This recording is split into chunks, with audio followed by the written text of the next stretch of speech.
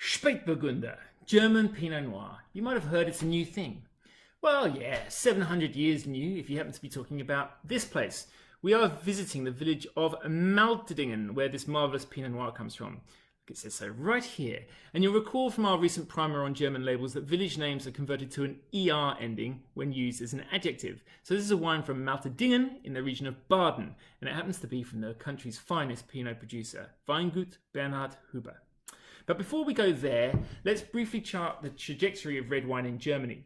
And to do that, let's consult wines of Germany's official Deutsche Weinstatistik. And don't these dudes just love a stat? So you go back just 30 years to 1990, black grape plantings in Germany sat at a fraction at above 16%. But between 1990 and 2005, they more than doubled, and they've been sitting pretty much steady at about 35% ever since. During that period, Pinot Noir's share of overall plantings have more than doubled too. It's Germany's most planted black grape and now makes up close to 12% of the vineyard. But head down to Baden and that percentage almost triples to 35% of all plantings. That's well over double the share of the second most planted variety here. And as a further measure of how different things are in Baden from the other top flight regions, Pinots Noir, Gris and Blanc, or as they're called here, Spätburgunder, Grauburgunder and Weißburgunder collectively account for about 57% of all plantings. And our old mate Riesling is a mere 7%. But hang on a minute, where the bloody hell's Baden anyway? So this is the southernmost and warmest of Germany's 13 wine regions. It's also by far its longest, stretching more than 400 kilometres on a vaguely north-northeast to south-southwest diagonal to the Swiss border at Basel, with an unconnected lump hugging the shores on Lake Constance to the east. Now, as you might imagine, over that vast distance, there's a huge variation when it comes to soil, climate, etc. And because I don't want to overgeneralise or bore you rigid, we'll just stick to the Bereich, or the wine-growing district, that we're dealing with today. It's called Breisgau, and more specifically, as I said, we're in the village of Malterdinger. So to help you get your bearings, we're about 25 kilometres north of the prestigious university town of Freiburg, on the western edge of the Black Forest.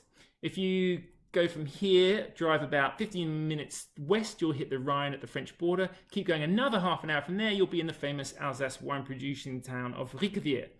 And the reason that we're visiting is to talk about a grower that mastered Pinot Noir long ago. The winery is named, and rightly so, for Bernhard Huber. Up until the mid-1980s, his family was in lockstep with their neighbours in selling their entire crop to the local cooperative, but it was Bernhard who broke rank, reorienting the estate in 1987 to vinify and bottle everything himself.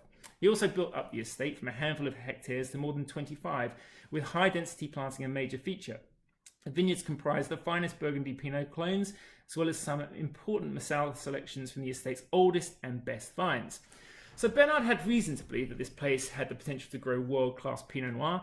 There was the precedent I obliquely alluded to at the beginning when I mentioned 700 years of history, because it was sometime around 1285 that the Cistercian monks brought the grape to Malterdinger.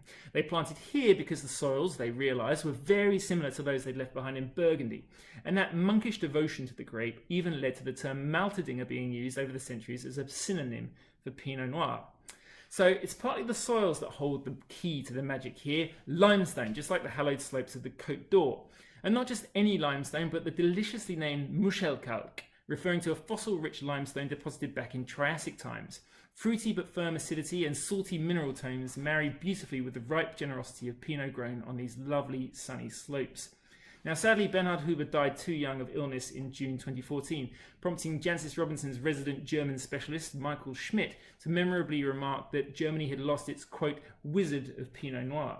But ready to take the baton, or wand perhaps, was his apprentice, Bernhard's son, Julian Huber.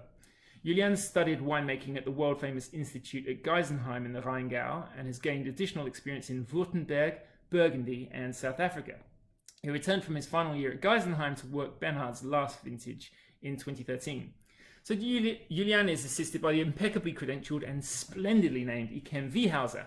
That's right, her first name echoes that of a famous Bordeaux sticky wine chateau. Ikem worked at Bernhard's side for many years too, so these two really have been able to build on an incredible legacy. If anything, the wines have perhaps become a touch more lithe and precise under their guidance.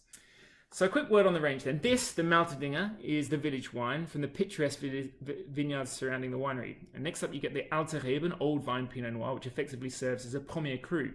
Above that there are 3 Grand Cru bottlings, one from the Sommerhalde vineyard in Bombach, then you have the Schlossberg vineyard in Hecklingen, and the Bienenberg vineyard in Malterdinger.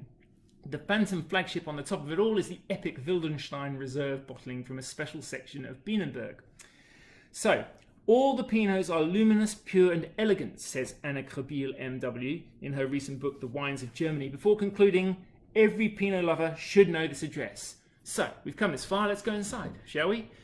This, as I said, is the 2015 vintage. These wines are in no hurry to be drunk, and it'll set you back about $64. But before you gasp, remember, a fair quality comparison here is with good, and I mean good, village Burgundy. The Malterdinger Pinot Noir comes from vines of up to 25 years of age. The ferment generally consists of around 30% whole bunches, and this blend will mature for 12 months in 3- and 4-year-old barriques. So the 2015 shows crushed red flowers, poached strawberries, spiced cherries, sugared almonds and terracotta. The palate is toned and transparent with fine powdery tannins that drift and softly stain the palate. And those red fruits echo through a finish that is at once sweet and salty and strides on confidently, ushered by cool, assertive acidity. So German Pinot Noir should absolutely be taken seriously. It's coming up fast, fueled by a warming climate and greater know-how all round. While you can wait for the rest to catch up, these Huber wines are something you should not miss. It's deeply impressive, utterly seductive Pinot Noir in any language. So to find out more about the wines of Weingut Bernhard Huber, please go to our website, that's www.cellarhand.store, or feel free to send us a direct message at CellarHand or to me at Van Merrison. But in the meantime, please stay safe, drink responsibly and discerningly, and thank you again for watching.